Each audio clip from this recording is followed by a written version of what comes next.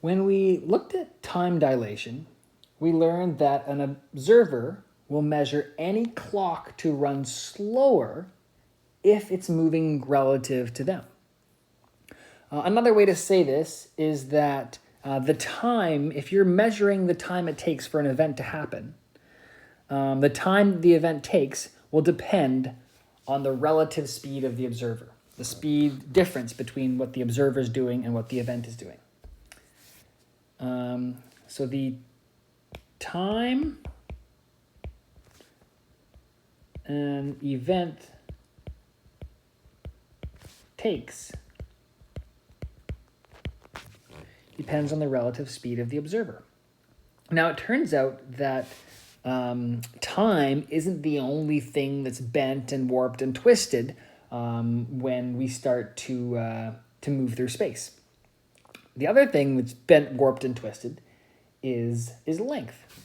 So the length of an object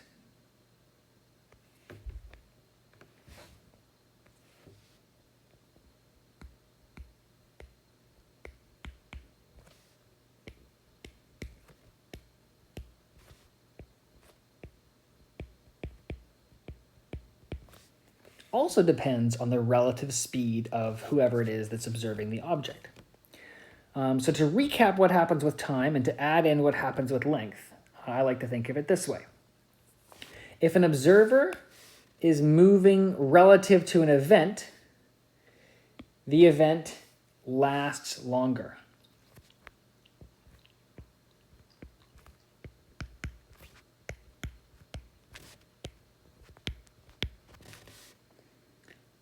And if an observer is moving relative to an object, the object is shorter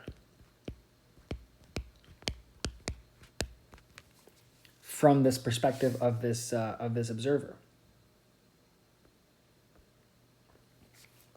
So it's sort of the same idea here, but notice there's sort of the opposite thing is happening.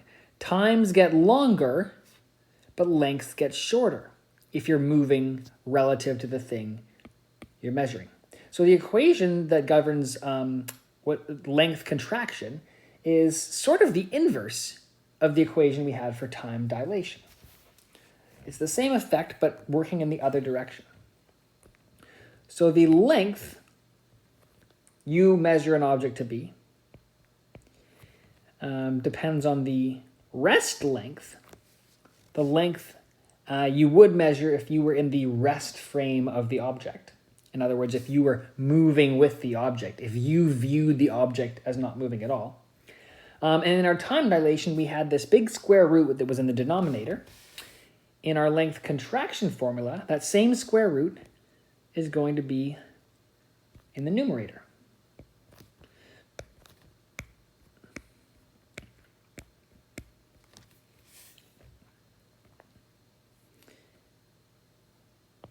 Okay. So remember, LR is the length measured in the rest frame.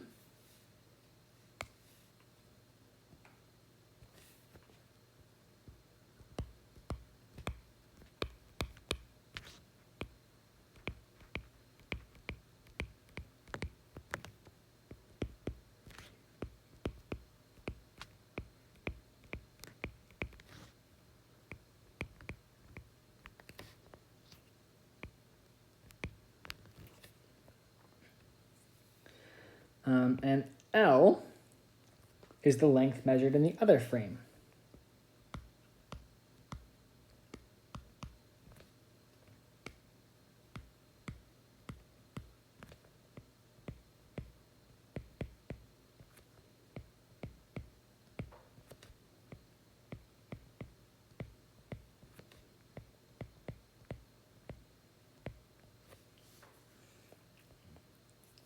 And remember, rest frame is the perspective where the object appears to be at rest.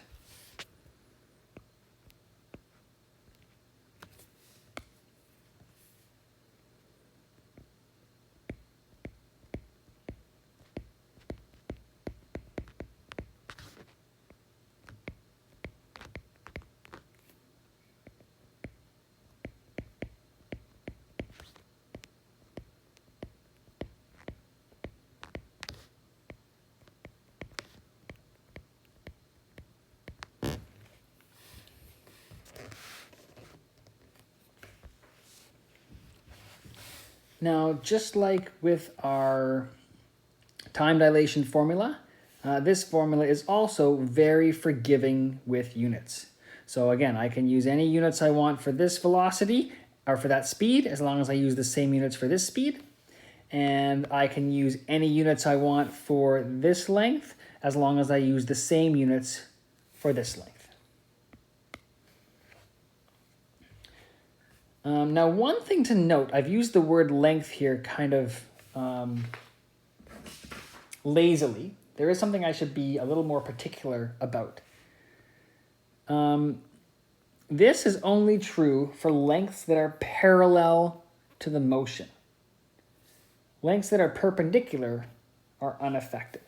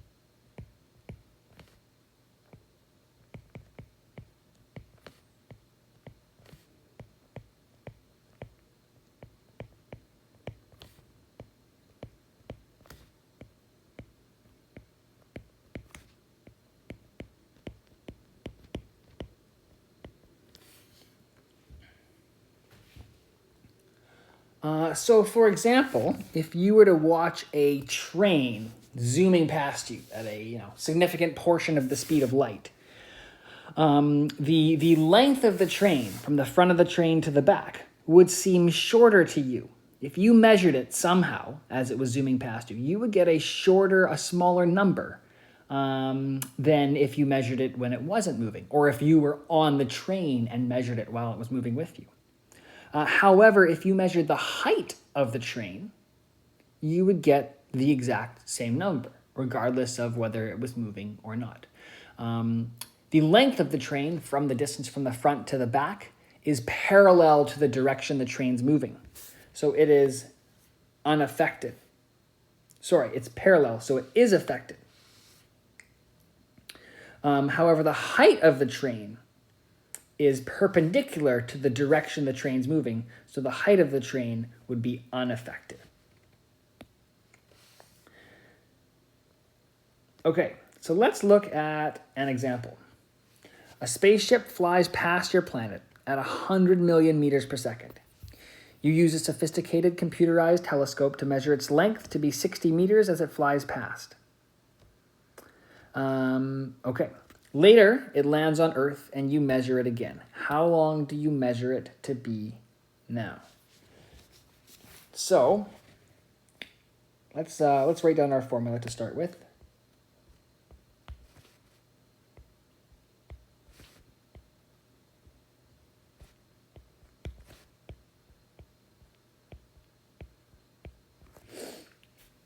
And as usual, I think the first thing we want to do is identify the rest frame.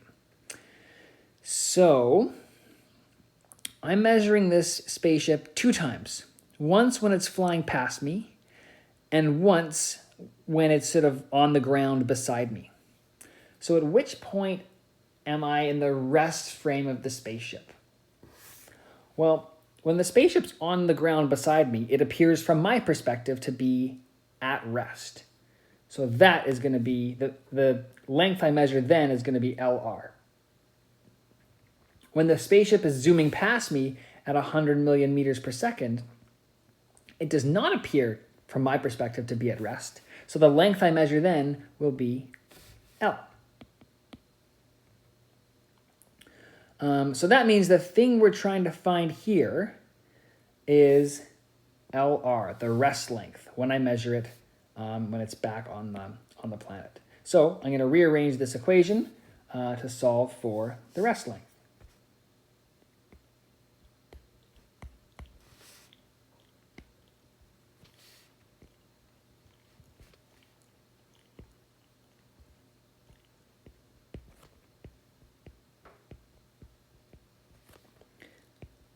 Then I'm going to plug some numbers in.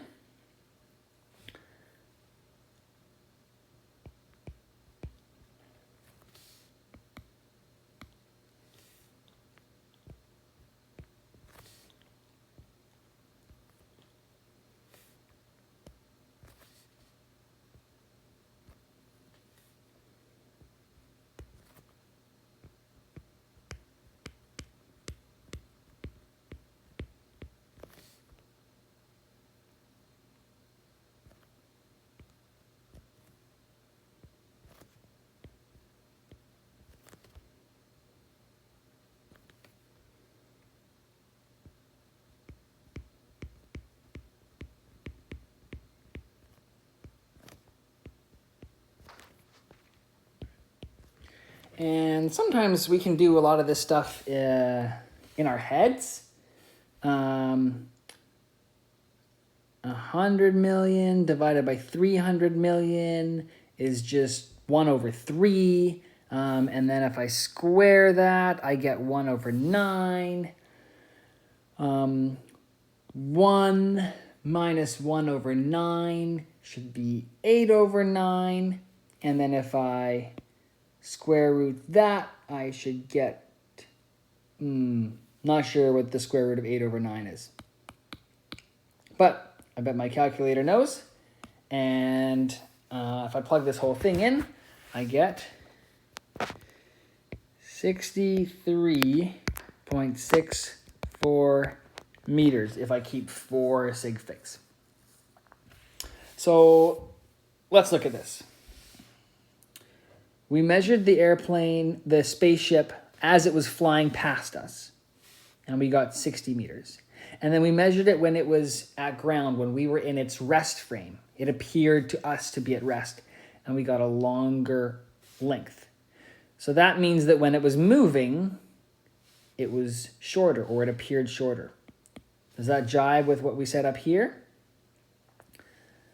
If an observer is moving relative to an object, the object is shorter. Okay, so our formula works the way we expected it to. Now the question says, later, the spaceship takes off again, and now it flies past us really quickly, going 0.9 times the speed of light. How long would we measure it to be now? We're still on the ground. We're no longer in the rest frame. So now we're looking for L, but we know LR. We know what the length of the spaceship is when we're in its rest frame. Now we want to know the length when it's moving.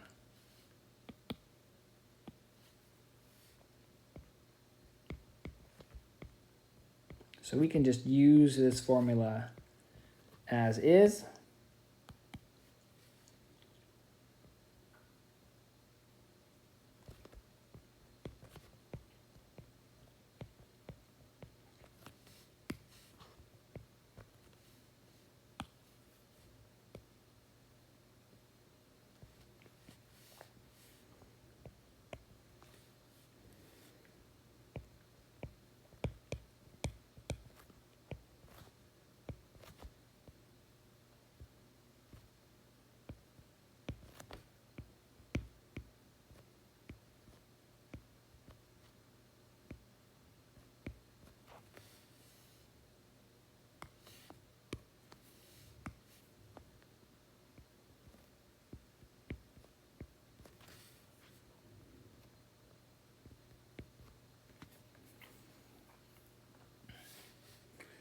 So now let's see if I can do a bit of this without a calculator. I'm going to have a c squared on the top here, and that's going to cancel out with this c squared on the bottom. So on the top, I'll just be left with 0.9 squared, which is 0.81. 1 minus that is 0.19, and square root of that, no, I'm not sure. So we're going to have to go to the calculator again. And we should get 27.7 meters. I went with 3 sig figs this time because this is my final answer I need for this question. The previous one, I left an extra sig fig because I looked ahead and I knew I was going to use this number again. Okay.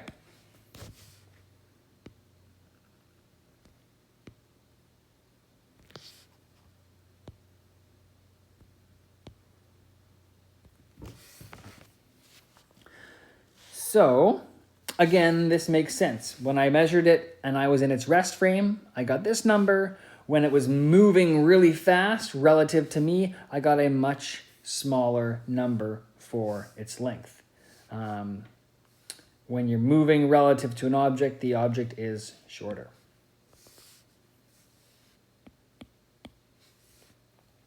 Now, this time I want to just talk a little bit about rest length and rest time.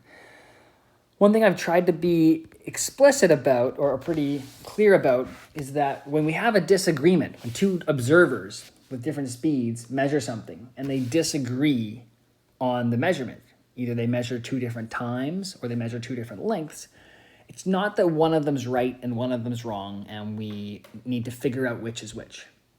They are sort of both right and both wrong at the same time. Just like speed, the speed of an object can be very many different values if it's measured by different observers doing different things. The same is true for the time of an event and the length of an object. We expect that different people measuring the same event will measure different times, and different people measuring the same object will measure different lengths, as long as they're all moving differently. And there's no point in trying to figure out if one is right or if one is wrong. We just know and expect that they will all be different because they're just different perspectives. That said, there is something sort of special about rest length and rest time. You know, there's an infinite number of ways you can measure the length of an object.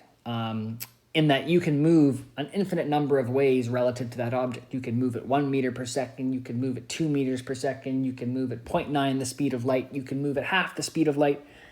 There's an infinite number of ways you can move with respect to an object. But there's only one way you can stay at rest with respect to an object. So there is kind of something unique about rest length and rest time. And we do sort of think of those numbers as being not so much correct, but like particularly useful. And the way I think of this is if I asked you to measure something, you know, by default, you would probably measure it in its own rest frame. I can think of very little times where you try to measure something while running past it. Generally, if you want to measure something, you make sure it's in front of you, it's not moving relative to you, and you measure it then in its rest frame. So there is something special about the rest frame and about the lengths and times we measure while we're in that frame. So, quick recap on what we've done so far. If you are measuring the time it takes for an event to happen, and you and that event are moving relative to each other, you will notice that the event lasts longer than if you were in its rest frame. And if you are moving relative to an object, and you measure the length of that object, you will notice that the object is shorter than if you had measured it in its rest frame. We have this formula for finding the length of an object when you're moving relative to it, and we know that this formula is fairly forgiving with units. The key thing to know about these lengths is this shortening, this length contraction we call it, only applies to lengths that are parallel to the motion. Lengths that aren't parallel to the motion do not contract, do not follow this formula.